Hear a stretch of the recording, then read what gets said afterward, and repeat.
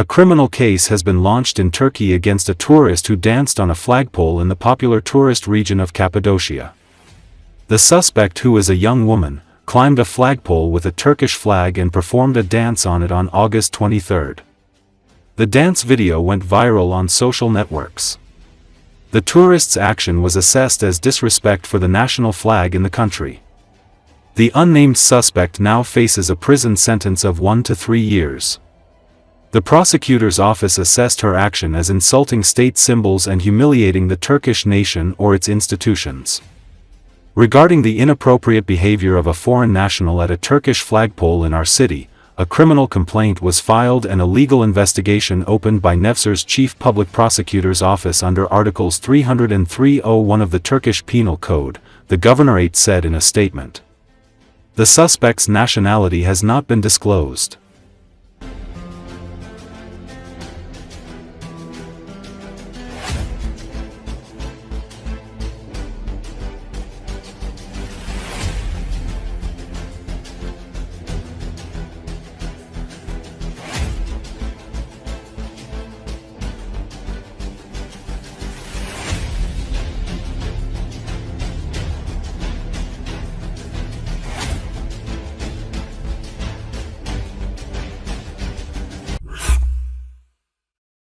Russian President Vladimir Putin praised U.S. President Donald Trump on Friday, describing the U.S. leader as the light at the end of the tunnel for struggling Moscow-Washington relations.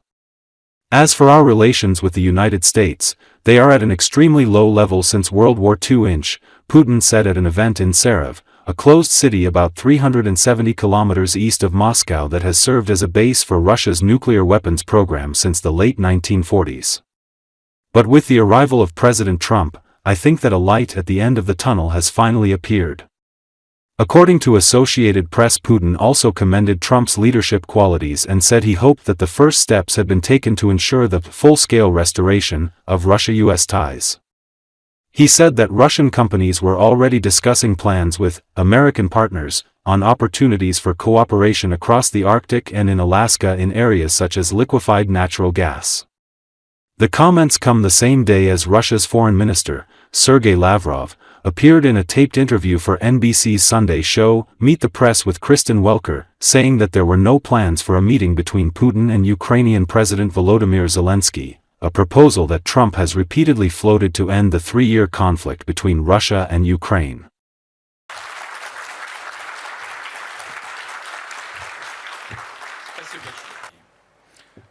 Это настоящая сила, почти.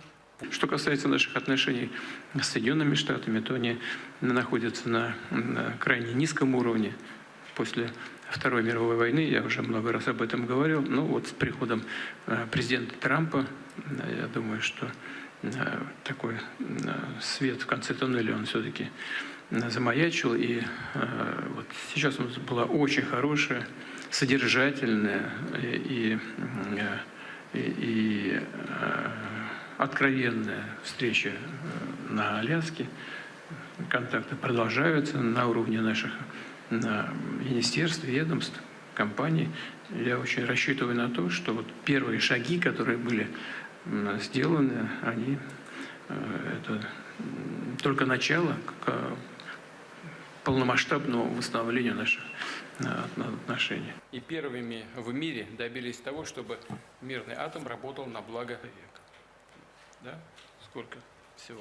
Не от нас это зависит от наших, прежде всего, западных партнеров в широком смысле слова, потому что Соединенные Штаты тоже не связаны определенными обязательствами в рамках различных объединений, в том числе Североатлантического блока.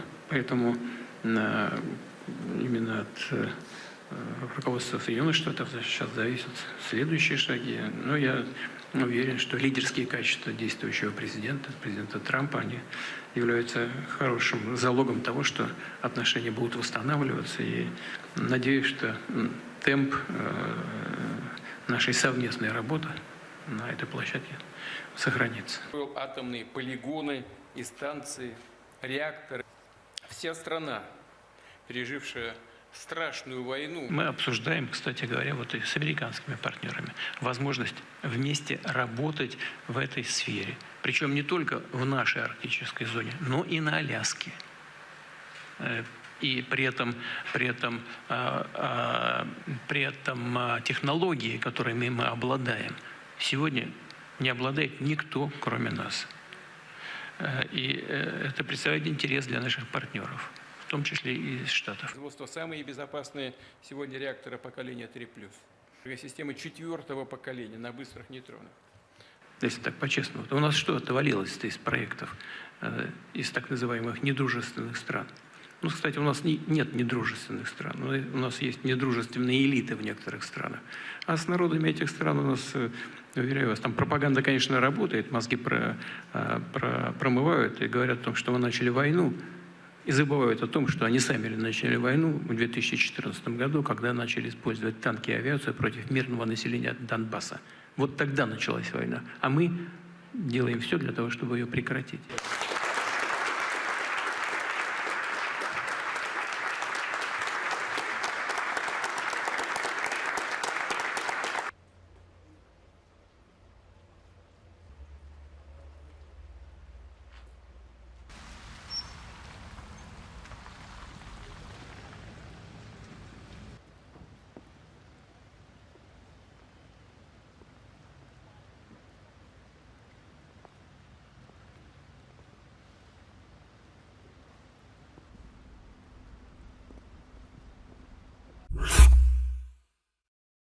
Ukrainian strikes on Russian oil refineries have disabled a significant share of processing capacity, leaving the country grappling with a gasoline shortage. Wholesale fuel prices in Russia have hit record highs. Shortages are being recorded across several regions following Ukrainian drone attacks on refineries. In response, Moscow suspended gasoline exports in an attempt to keep fuel on the domestic market. The measure, however, has failed to contain soaring prices or alleviate the deficit. In this case, Russian Deputy Prime Minister Alexander Novak will hold another meeting on the situation in the oil products market on August 25. According to one of the sources of Interfax agency, the Russian Deputy Prime Minister is asking the company executives to attend the meeting. The previous meeting with the administration and oil companies took place on August 14. According to sources, the meeting is expected to discuss the current repair work at oil refineries and the harvest campaign, the need to ensure sufficient fuel supplies, including through the use of oil residues and other tools, and the functioning of the market during a period of increasing demand. The forecast for the dynamics of price changes at gas stations by the end of the year will also be reviewed, taking into account the expected decrease in inflation and the situation with the transportation of oil products by rail. Following a meeting on August 14, Novak supported the Energy Ministry's proposal to extend the ban on gasoline exports until September, including for producers, and until October for non-producers of petroleum products. There has been no official decision on extending the ban yet. The Deputy Prime Minister also instructed the Ministry of Energy and the Federal Anti-Monopoly Service, together with the St. Petersburg Stock Exchange, to develop long-term measures to stabilize prices in the wholesale market.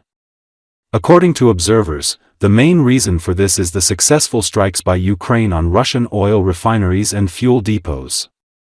Since the beginning of August, Ukraine has managed to inflict heavy blows on 4 large oil refineries, 1 fuel depot, and several fuel trains. This means that, together with the refineries that are on preventive and forced repairs due to the strikes, more than 2 million barrels of fuel per day are being removed from the domestic market. In such conditions, even a complete ban on exports does not allow stabilizing the situation. The Russian Energy Ministry said the price rise was due to high seasonal demand in agricultural works, and supported extending the ban to September as well, without mentioning Ukrainian strikes or any repair work on refineries. The fuel shortage is the most acute in Russia's south and far east, as well as in the part of Ukraine held by Russian troops, local authorities said.